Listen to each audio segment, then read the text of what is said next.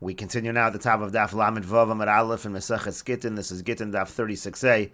On the previous summit, there was a machlokes amoroim. When a person goes to a chacham to undo a neder, does he need to specify the details of the neder, or is it enough to simply ask the chacham to undo the neder? And again, the Gemara had a machlokes amoroim, and the Gemara brought a Mishnah in Bechoros. The Mishnah in Bechoros said that if you have a kohen who marries someone who is puzzle, who disqualifies him from the kahuna, so the way that he can continue doing the avodah is he makes a neder that he's not going to derive any benefit from this woman, he's not going to be with this woman anymore, and then he can continue to do the avodah, and when he finishes the avodah, then he will divorce her. And so the Gemara says, why does this neder work? According to the Man Amar, that a person doesn't have to specify any of the details of the neder, the kohen will just go to a chacham and he'll undo the neder. And so therefore this seems to be a proof that the person, the individual, does have to specify the details of the neder. And the Gemara says not necessarily, the madrinan le barabim. It could be what the Mishnah means, is that he has to take the neder in public, and therefore, as we said on the previous summit, when it's in public, so then it cannot be annulled. But the Gemara says, Hanicha le-man amar neder shehuda barabim ein lo hafara. That's good according to the one who says that if the neder is made in public, that there's no hafara. El le-man amar yesh lo hafara. But according to the one who says there is hafara, ma'ikol memar. So what are you going to say? What's the solution? And to that the Gemara says, the madrinan le al das rabim. We give him the neder according to the understanding of the public. The Amar Amemar, because Amemar says Hilchasa the halacha is afilu l'mando amar neder shehuder barabim yesh lo hafara. Even according to the mando amar who says that if a neder is made in public there is hafara, al das rabim ein lo hafara. If it's done al das rabim, so then there is no hafara. And Rashi explains al das rabim kach yomrulo. They say to him as follows: Hare anu madirn oscha al datenu. We are giving you this neder according to our understanding. And again, in that situation, al das rabim, there is no hafara.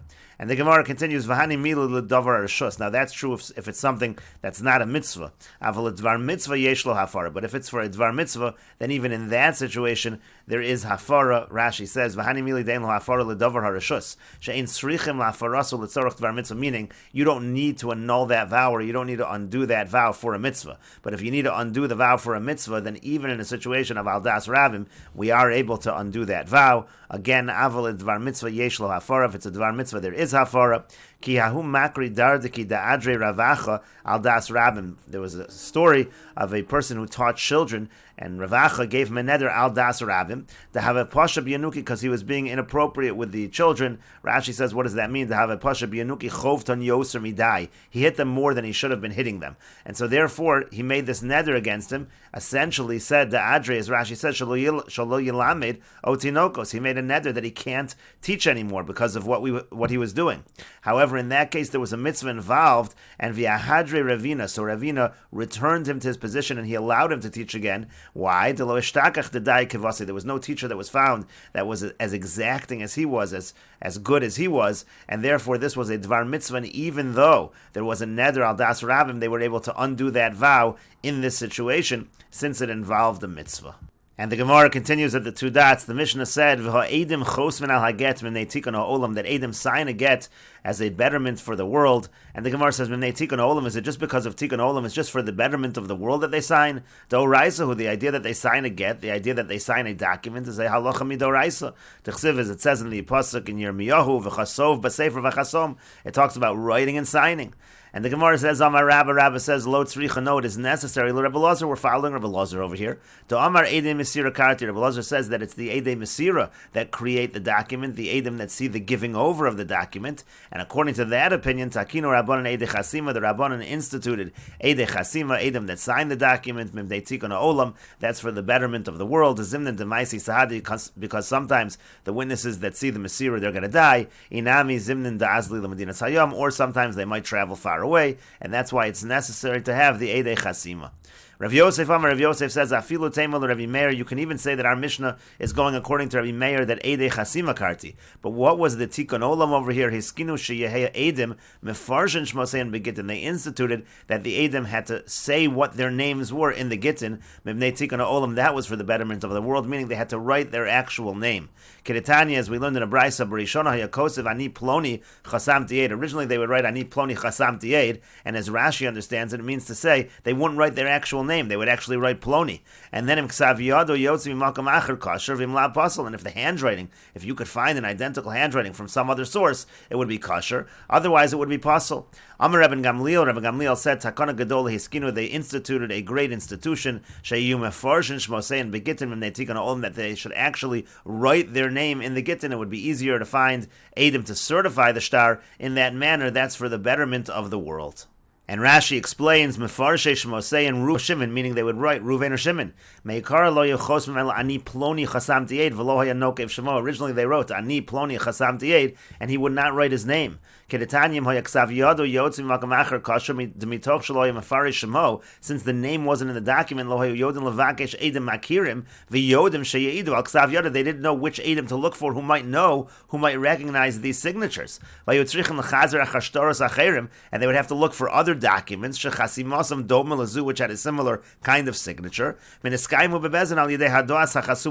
that's how they would certify these shtaros. As we've established in Ksubis,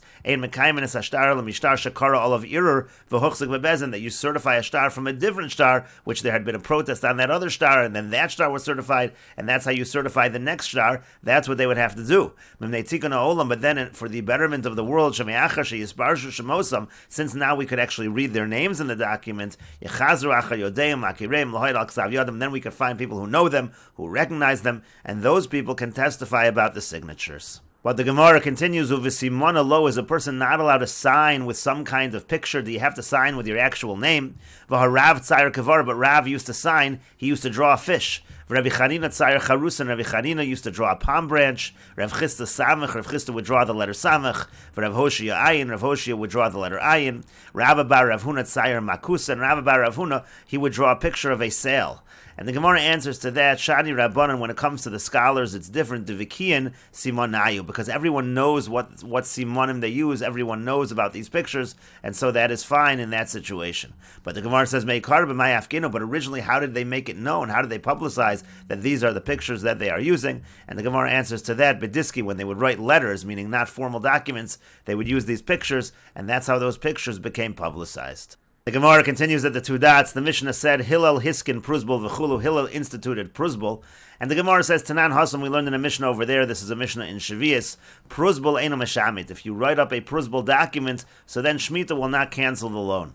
Ze'echad min hadvarim shehiskin Hillel Hazakin. This is one of the things that Hillel Hazakin instituted. Sheroas ha'am shenimnu milahalvo zeh, because he saw that the people were refraining from lending to one another. V'yavra al mashakasa b'Torah, and they were transgressing that which is written in the Torah. He shomer l'cha penya davrim levavcha b'lial v'gomer. Pasuk over there is saying that a person shouldn't say the Shemitah year is coming, and therefore I'm not going to lend money. So Amad v'hiskin Pruzbul, so therefore he got up and he instituted Pruzbul. V'zehu gufo shel Pruzbul, and this is the text of the Pruzbul. Mosrani lechem ploni dayonin shev'makom ploni shekol chov sheyeshli. I'm giving over my debts to you judges. Any debt that I have, etzel ploni shagvenu kozman she'ertza, I'll be able to collect it whenever I want. V'hadayonim chosmim lamata oha edem, and the judges sign on the bottom, or the witnesses.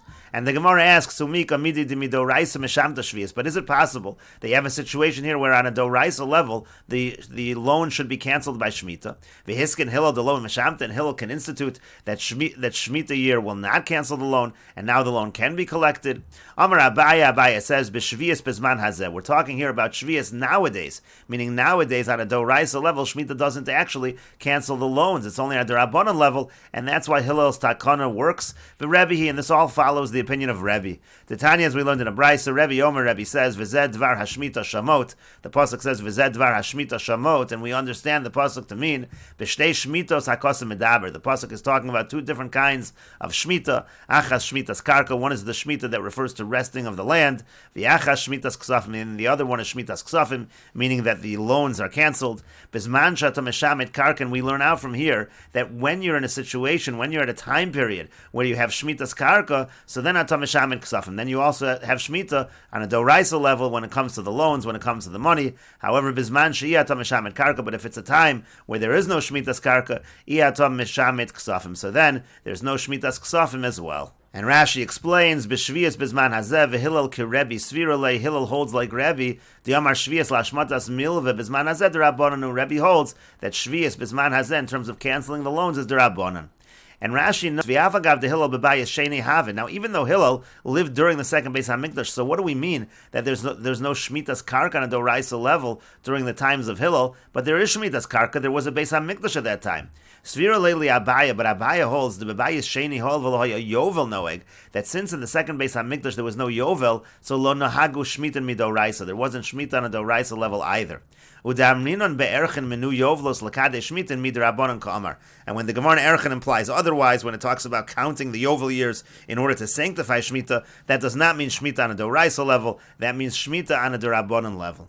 Umatzazi betalmid Rabbeinu Yitzchak Halevi shekasa b'Meseches Gitin b'Yerushalmi minayin shein hashmita nohegas ela b'zman sheyovel noeg. He says, I found by the students of Rabbeinu Yitzchak Halevi that he writes in Meseches Gitin Yerushalmi, how do we know that shmita only applies when there's yovel? Shenemar, as the pasuk says, v'zed dvar hashmita shamot achas shmitas yovel v'achas shmitas shvius. We understand from that pasuk v'zed dvar hashmita shamot that shmitas yovel, shmitas shvius, they go together.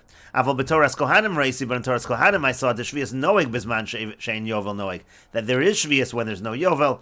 V'omer ani shu machlokas. Rashi says, I say that this is actually a machlokas. And again, Vizman Shiyata Meshamed Karka Kagon Achshav Shebotla Kedushas Haaretz, meaning now when there's no Kedushas Haaretz, there's no Shmitas Karka, Iyata Meshamed Ksafim, there's no Shmitas Ksafim. V'yava Bisha Hashmatas Ksafim Choves HaGufi. Now, even though Hashmatas Ksafim doesn't have to do with the land, it's upon a person, Ve'ina Tzluya Bar, it's not dependent on the land, so why should that have to do with the Kedushas Haaretz? Yalfinan Behekesha Delo Noaga. We learn out from the Sekesh that it does not apply, and we will continue with this discussion in the next video on Daf Lamed Vav Amud Beis.